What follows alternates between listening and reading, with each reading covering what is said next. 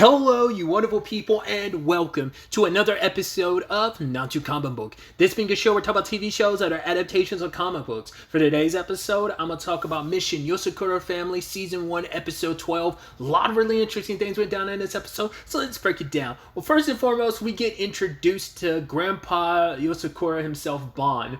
And I love his whole, once again, every Yozakura kind of has their thing, his being kind of a contortionist, but we find out later on he was married into the family, so everyone's kind of got their unique thing, because even Taiyo, like, he's picking up stuff from every member of the Yozakura, but his main thing is, like, the firearm, like, that's kind of his, like, signature thing, so it is interesting to know. I guess, I wonder if he was always kind of a bit contortionist, but obviously training with the Yozakura is probably, like, added that to the nth degree. I wonder, did he learn that from someone, like I said, or was that just like a natural skill he had, and it just being around the Yozakuras added layers to that? But he broke out of prison because it's time to meet his new grandchild, because he heard about the wedding, and I wonder if that was going to be the case of why he broke out, but we actually find out it's even more of a sentimental reason why he broke out, because it's actually him and Keiko, Grandma Yozakura, their anniversary, which is really sweet and endearing. I do love the reveal where it's just like, oh, like the entire time you're thinking like she died or something like that, but it turns out she's alive.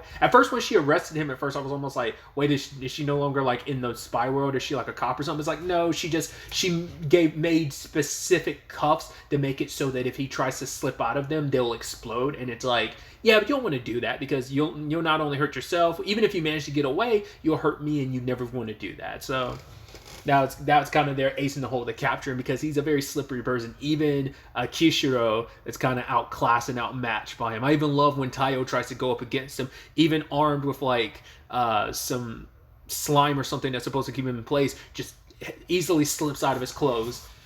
He's like, yeah, 5 more years, you might just be able to graze me, you know? But it is, like I said, it is a really sweet thing, and why today had to be the day he ended up breaking out of prison. And I love the conversation he has with Taiyo, because he's exactly like Taiyo. He's like, before meeting Keiko, he had nothing. And it's like, yeah, Doug, this person became this bright spot in my life, and Taiyo has lost everything, and Mitsumi had become that. So Keiko's talking about the fact is you kind of have to appreciate what you have, live in the present, and don't take it for granted, because it's like, certain things are infinite, but like your life is finite, so make the most of it. Which Taiyo's like, I totally get that. The fact is that Mitsumi kind of saved me. She's kind of my everything. And I've never been more happier because of her. And because of that, I'd want to do whatever I can to give that back to Mitsumi, so that I can make her just as happy as she's made me. So I actually thought he did something to the drink, the way it's like, well, I mean, obviously it's, Japanese culture is like, you have to like, pour drinks for your elders, but I thought he did something to it, but it turns out not. So, and we also find out like he is your archetypal grandfather or older character, where it's just like, yeah, like he's a womanizer. That was also the big thing of like, he's the biggest, like he could spill secrets just to get close to women, and Taiyo tried to shut him up, but that was a no-go. It's actually kind of sweet, because we find out later on the alcohol he ordered is Keiko's favorite, plus he was getting a ring. He was getting recommendations from the women. He wasn't like trying to buy them rings. It's like, no, he was trying to find a good ring for Keiko, because he, all these years later, still madly in love with his wife, and that's so adorable. They both have their responsibilities. It is interesting, too, trying to find out about the whole situation of what happens with the previous heads once the new head takes over. Because her grandma's still kicking, but she has her own work. So I wonder, is she like high up in the spy association? We don't know what she does. But yeah, her grandmother and grandpa are still alive. Obviously, her grandfather's still active. It's interesting because they said like his main job right now is to be locked up in prison to gather information in the underworld. I am curious for whose sake. Is it for the Yozakura specifically, or is he doing it for the spy world in general? Like, is it more like the information he gives goes to the spy association, who, divvies that info out to its, associates, anyone that's under that spy association umbrella. So which would in turn, benefit the Yozakuras as well. But I wonder, will we dive into Bon's past? Like, like by the time Keiko met him, he was shot. Maybe it's not important, but it feels like, once again, the parallels of Taiyo lost all that he lost, and did Bon have anything to lose to begin with? Even he was like, yeah, I didn't care what happened to me, just like Taiyo didn't care what happened to him. But Mitsumi refused to let him be and stood by his side no matter how much he wanted to push her away. And I think it's super sweet that Mitsumi heard all of that too. Heard him say that, and it makes her blush. And it's just kind of like, oh, like, you know, it's those lovey-dovey moments between them, which is so sweet. Because he doesn't know that she heard that, but he just, you know, that was him speaking from his heart, and that just makes, I think, speaks volumes for Mitsumi of like hearing Taiyo say that. It's like, oh, that's just genuinely how you feel, and it's just kind of, you know, even Keiko and Bond talk about like, wow, we got a great new grandson, didn't we? Because he was even being like, oh, when you guys gonna pop out some great grandchildren for me? And it's like, what? He's like, oh, look at you, kid. He's like, but if you want to, I could give you some like explicit details about some of the stuff between me and Keiko. And it's like, please don't. And then he started going on. He's like, I am not listening to all of this. So it's the family just continues to expand and just be awesome and adorable. So. But like I said, I'm so curious how that... They didn't touch on the subject, but it's like, right, they did lose, like, their child, because that was everyone's mom, so... Because we also don't know anything about the father in the picture, like, who, like, was he married into the... Well, who was this person?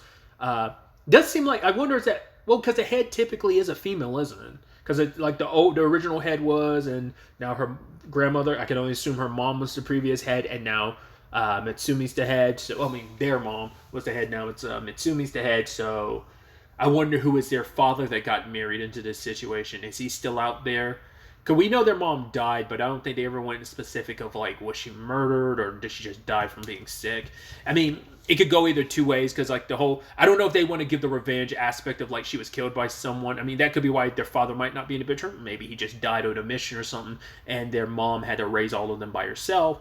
Or it's a situation of, it's just, yeah, she died because... I mean, that also plays into what we learned about Futaba last episode. It's just this, specifically the way Futaba was like, yeah, just no matter how strong you are, there's just certain things you can't do anything about. Kind of leans into the notion of like, she was just sick. It wasn't anything like, oh, like she was killed or whatever. It just seemed like she just naturally died because she was sick. So I do love that, you know, circling away, to be a little more uplifting note, the whole Bond situation. I think it's kind of cute that he was able to, you know, convince Keiko to give him that date one day, but also he manages to break out of prison like the next day, and it's like, okay, so I wonder what his plans were. It's like, are we just going to make this recurring thing? You just constantly break out of prison for no reason? I'm sure a lot of times it will be jokey reasons, but there probably will be some serious reasons as well. But the next part of the episode revolves around them heading to the mall. They do like a monthly family shopping thing. I guess this is Tayo's first time, considering like he was like, oh, like this mall, my family used to go here all the time, you know, and he hasn't been here since he lost his family. But it turns out, and this adds into the validity of like, all right, there's definitely got to be something more to the Asano family, just because, I mean, enough for Kurogao to know, like, you know, it's like, I mean, I guess, like, right, you got to figure there's got to be some significance to the fact is of Taiyo, you know, being dragged to this world, you know, the new rookie of the Yosakuras, but it's like, there had to be more to it. Once again, him being the only survivor, was that an accident? Was it orchestrated just for him to survive? For what purposes? But yeah, it's like, right, the fact is they go to this mall, which regular families and people go as well, but it is mainly a hub secretly in the open for spies and assassins. So it's like, right, that your parents would visit here pretty often means like they were probably spies or whatever as well. Maybe not spies, maybe assassins. We don't know, but they're in the spyhood realm of things to some extent. So I don't know. There just definitely has to be more to, like, his family just couldn't be regular for there to be someone orchestrating their death, and because of killing Kurogao, like that, covering up whatever that might entail, you know? But yeah, I do love like the family split up doing different things. I love Shion and Shinzo, that Shinzo's trying to choose which guns to get, and then like Shion breaks it down mathematically. She's like, 85% of the time you take what's in your left hand, but then like 97% of the time, the moment you get home, you start regretting that like 2 days later or something. So why don't we just skip all that and just get the thing in your right hand? And he's like, oh, thanks sis, Shion. And she's like, how about you figure this shit out on your own, bro, and be the big brother you're supposed to be? We have Nano obviously testing out poisons, and it's I love the whole point of like, isn't this cyanide a little too concentrated? It's like, yeah, but everyone's doing the whole thing of like, ingesting poison to build up their tolerance. So it's like kind of have to kick up like the poisons up a notch. And then like Kengo is buying a mask that's supposed to help fix like someone who has to constantly disguise himself is supposed to like help relax your face. Futaba's getting a massage, and it's like, I love that it's like, was it Chio, who's an ex-bodyguard 97, yoked as a motherfucker, just being like, yeah, you need to kind of take care of your body. It's like, oh, there were probably like 300 people. She's like, more like 500. It's like, right, you gotta, even if you're young, you gotta like relax your body. And I love the guy that's next being like, what is that person next door like, working on metal pipes or something? The sounds of like her like massaging and trying to get the kinks out of Futaba's bones. And then Kishiro buying books, which later on they find out the reason why he shows up to save Taiyo is because, oh cool, he wants you to survive so he can test out the torture. I love Matsumi seeing the whole situation of like helping that little girl Suzu. I was like suspicious from the beginning. I'm like, yeah, that feels like that might be a trap, but it turns out it wasn't. It was just like a little girl legitimately lost. And I love just Matsumi's first impression was like, your love child. He's like, what the hell are you thinking? Why was that your first thought? But yeah, they help her find her father, because there is an underground like super shady part of the mall where like the real like debaucherous stuff, like the real shady business deals and stuff can happen. Save him, but the problem is Matsumi's safe as the head of the Yosakuras. They won't do anything to her, but Taiyo is free game, especially with a bounty on his head. But Kishiro, like I said earlier, came to the save. So it all worked out in the end. But the problem is that the Yosakuras ended up destroying the mall. And I love Seji's like, it's them again. Which I'm like, have they destroyed this mall before? Or is it just in general, like the Yosakuras probably leave the biggest path of destruction behind them? And it's like, Taiyo's even like, isn't what we just did excessive amount of damage to the mall? It's like, it's fine. Whatever. I also love that like, Rin is there with Oga and Sui to watch a movie.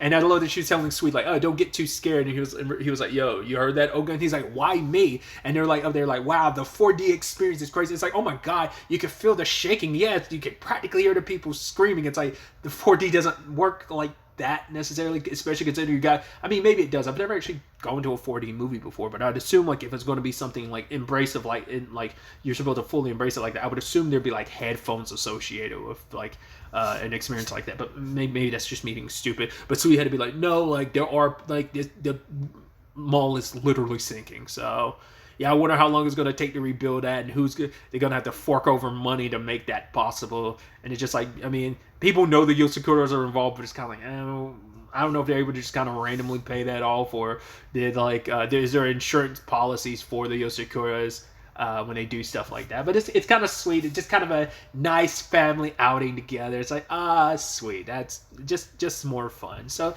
just another nice episode. I'm curious to see where ultimately all of this ends up taking us going forward into the next episode. But really, that's all I wanted to talk about. To the next time we meet, be happy, be safe, live life to the fullest, and enjoy it. Good day and goodbye.